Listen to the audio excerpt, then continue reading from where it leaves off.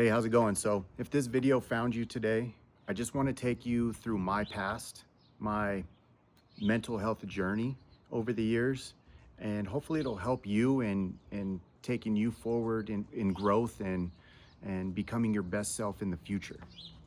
So I was going through my garage today and I found an old bucket that I keep a lot of my old journals in. And I hadn't looked in this bucket for, I would say, a good 4 or 5 years. And I found a few of them and started reading through them. And it just kind of amazed me how far I've come. And it also amazed me that I'm actually still talking about the same things that I was kind of wrapped up in at that time. You know, things like attachments and overthinking and dark nights of the soul and all of this stuff that I was really deeply embedded in at the time. And when I look back on it, I'm just like, wow, I'm always revisiting these things, but on a deeper level and learning them more deeply and rising up out of them. You know, I'm finding that I'm still talking about the same topics, but they're so refined now. I see them from such a different vantage point. And I think that today's video will be really helpful for anybody who, um, you know, just needs a little bit of motivation or a little bit of acceptance on their path, because maybe validation is a little bit better of a word, but you know, I just want to say that if you just keep going, if you're pushing through, you feel like this cycle just never ends and it keeps repeating, it's okay. Keep pushing through it.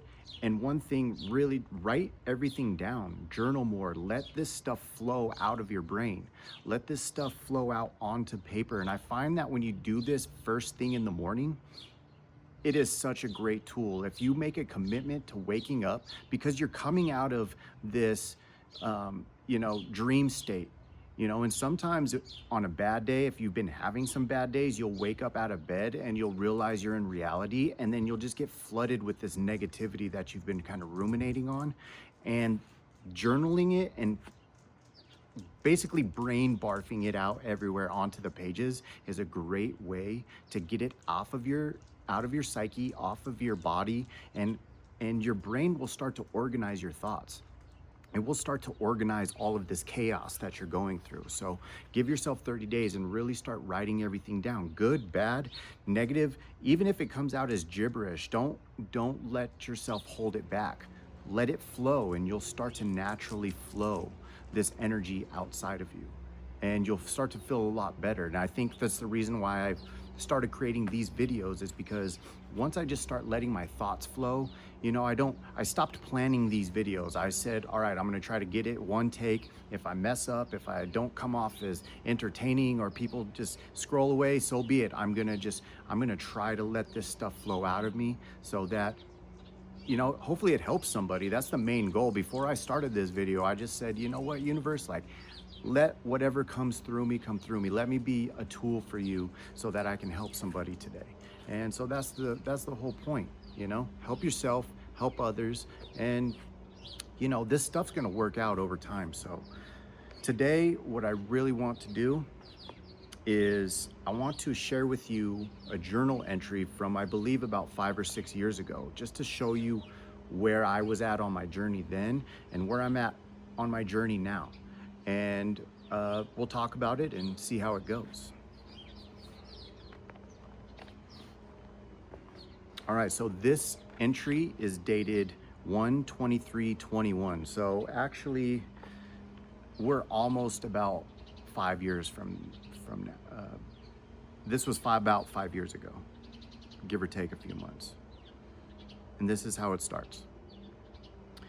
Foggy head, being present, self-image, love for my family, business, clean home, telling the truth, manifesting, words or spells, spider web attachments.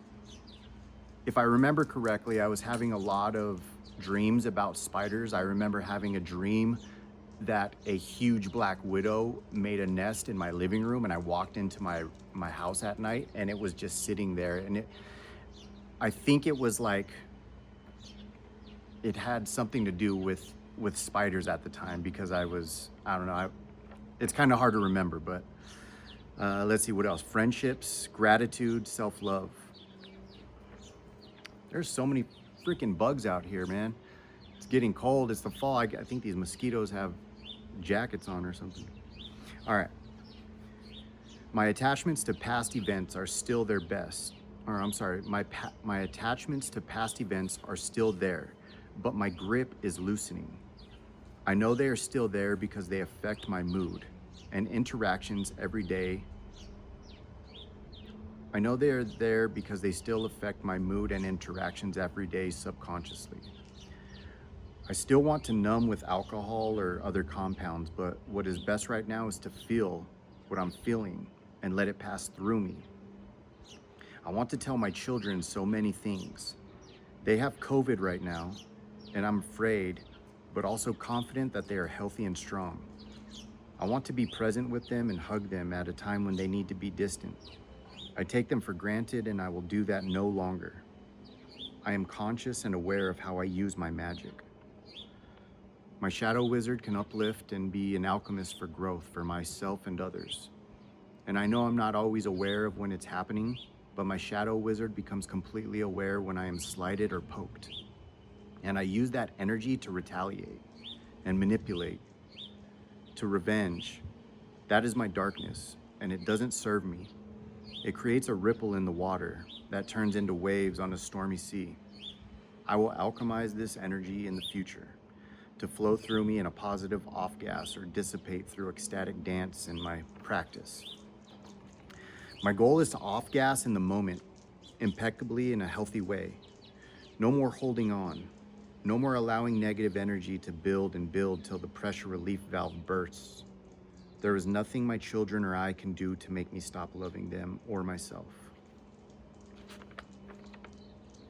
So that was, man, it's always kind of crazy to read back on these things because I just remember what I was going through. And obviously, yeah, this is during COVID, and this was a kind of a rough time because at the beginning of COVID, or at least when we first started getting this, you know, you were hearing a lot of bad stories and people were dying, going into the, you know, getting on respirators, going into the ICU and everything. And you were hearing stories about not being able to see your family, or if you went on a respirator, you were basically done. So it's like when it got really bad, it got a little bit scary. But I think this was just a major time in life where a lot of people had to really think about their mortality. And I know I was, you know, when I got sick, it was just like, wow, at any moment I could go everything could turn south and I could be dead, you know, in the next week, you know. So I think that may be a lot of the reason why we see such a surge in, you know, people returning to religion and to ritual and ceremony and deepening their faith. And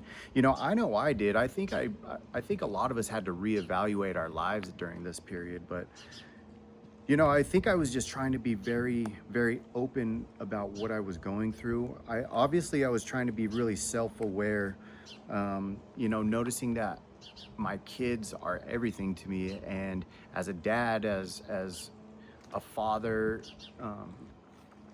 a parent in general, sometimes we get these moments where we just realize that we're not trying as hard as we could be trying, or there's just, you know, and that's okay. Like, we make mistakes, we're not perfect, but if we get these flashes of insight about like how we need to be showing up as a parent, and these are good things. This is good self-awareness for us to move forward and be better parents and be a better father and show up more present in our kids' lives. And you know, because sometimes kids will be coming home from school, we'll be coming home from work, dinner needs to be made, you know, chores need to be done. Sometimes we're just zoning out on the couch with the TV or the phone, and we realize that a kid could just be passing through, and we don't even break, you know, our concentration from our phone. We're just like, yeah, go, sure, that's fine, go play, you know, like we're not present.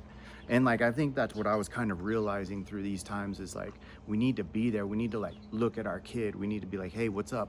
Well, I got you. What do you need? You want me to go? Can I come play? Can I come play basketball with you? You know what I mean? So, I think this was a wake up call for me. And I also, I'm still even here. I mean, I've always talked about um, archetypes. And if you follow my TikTok, I do a whole session or a whole series on archetypes. And so that's something that has been kind of deeply embedded into my psyche and the way I think about my life and how I show up. And it says, like, my shadow wizard can uplift and be an alchemist for growth. But what does he say? My shadow wizard becomes completely aware when I'm slighted or poked, and I use that energy to retaliate and manipulate. And so, yeah, that's huge. Like, I feel like I've came out of that. That is something that was my darkness. Like, if I feel like slighted or in any way, it's like the North remembers, you know what I mean? Like, you're gonna get yours, and I'm gonna work to like make your life miserable in like very manipulative ways that are very subtle. And now I see when others do it to me, and I'm just like, oh shit, like, life is a mirror. You know what I mean? Like, life is a mirror. Like, it shows you who you are through other people. And it's just kind of interesting. And, I've really done my best to not play into those ego games and those power dynamics. Um, you know, I, I still play the game, but I play my game. I try not to get caught up in anybody else's. Looks like we're having a congregation here of birds, so it's nice. It's a beautiful day. It's a beautiful sunny day. And I'm glad to be where I'm at now. And I'm glad that I went through all this. I'm glad that I've gone through all this. I will alchemize this energy in the future to flow through me in a positive off gas. So I remember like thinking like when something's bothering you, like release the pressure right then and there, express it, even if it's uncomfortable, just get it out, express it in some way. And that's not always true. I think expression is secondary to just feeling it. And I think I even say in here, I need to just feel my emotions rather than, numb with alcohol or drugs or other compounds. It is necessary. Feeling the emotion is primary, expressing it is secondary, and you should express it to people that you can express it to without feeling like you're being too vulnerable or opening yourself up to future discomfort because you said too much to somebody. You don't have to be vulnerable with everybody. You can pick and choose who to be vulnerable with. You know what I mean? So, but feel your emotions. Let it when they arise, let them rise, and let them go through you. Do not restrict them, suppress them, or block them. If you need to get out of the situation and go sit down in your car or in the bathroom or somewhere, just so that you can give yourself that space to let your nervous system work it through, that's going to be the best thing for you. You can't hold that emotion. You have to like let it express itself up and out of your body as an energy. So I think I even talk about ecstatic dance in here, which is crazy because I've been wanting to do this more recently. I've been wanting to do this because I've been listening to a guy, Satya G. He's amazing spiritual like kind of guru on YouTube. If you haven't heard of him, check him out. He's been my favorite. I've been listening to a lot of him, but he talks about balance, and he talks about if you have a lot of these rigid, practices like meditation or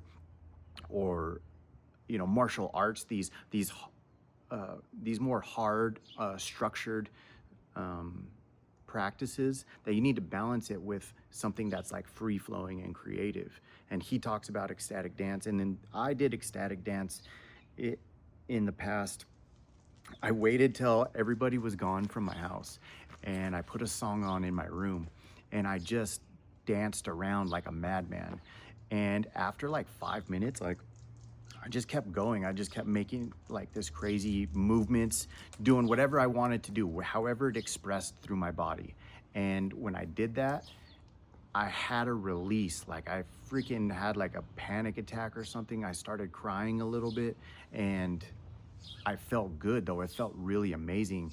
And I remember for like 2 or 3 days after that, I felt amazing because I had like let this blocked energy out of my body. You gotta express it. You can't fucking keep this stuff trapped in the system. These little gnats, I'm gonna fucking burn their nest down if I can find it. Anyway, yeah, so maybe I'll read another one.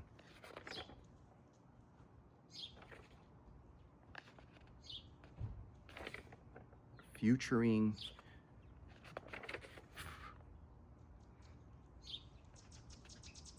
The day was good. Sorry, I'm just trying to, I haven't actually, I should have planned this out, I guess, maybe.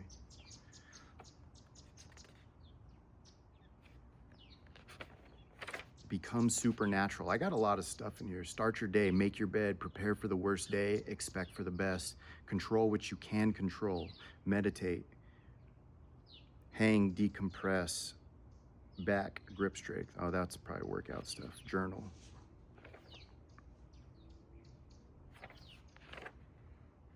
All right, well, let's try this one. This is from 4/22/22. So about 4 years ago, 3.5 years ago. It says, could anger be an emotion that we choose to have? Yes. We must not let our emotions control us, especially when that emotion is triggered by what our expectations of the world should be. Because when those expectations aren't met, we tend to fabricate a fictitious reality in our heads that may be completely untrue. That is why when anger is triggered, we should try to understand the situation by asking valid questions so as to come up with rational view of the situation. The quicker you do this, the shorter the duration of distress you will experience. Also, when these emotions arise, understand that it may be useful to set a boundary with yourself or someone else. It is in our nature to give and help, but the world is filled with givers and takers. So we must learn to give to ourselves more love, more time, and more truth, or we may be depleted by someone else. I love myself. I love myself. I love myself. So I just basically wrote, I love myself. I love myself enough to be imperfect. I love myself. I love myself. Yo, man, these are crazy to read back on because, again, like sometimes I think that I'm having these new breakthroughs. I'm having this new sense of healing and relief when actually I've been working through this stuff for 4, 5, 6 years. And I'm spiraling upward. And it's really a great feeling to like read through these and see the progress. So again, I really, really hope to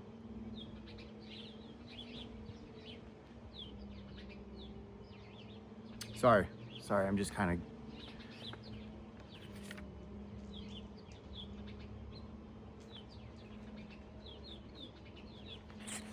well,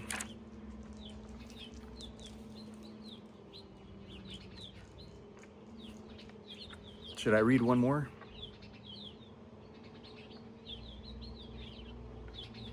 Yeah, let's read one more. And I haven't read through these at all, so I don't know what's going to come through. So hopefully it's not too embarrassing, but this one is dated 9/26/23. So just about 2 years ago. And it starts off, I was humbled today. Lately, I've been feeling immaculate and impeccable. I trust in myself completely, and I know I am intelligent, but today made me question whether or not I have been sitting on my high horse of an ego. This morning, I had a fit of anger, and I took it out on Crystal. I was frustrated because Roman missed his bus, and it ruined my plans to complete a few of my 75 hard tasks before school.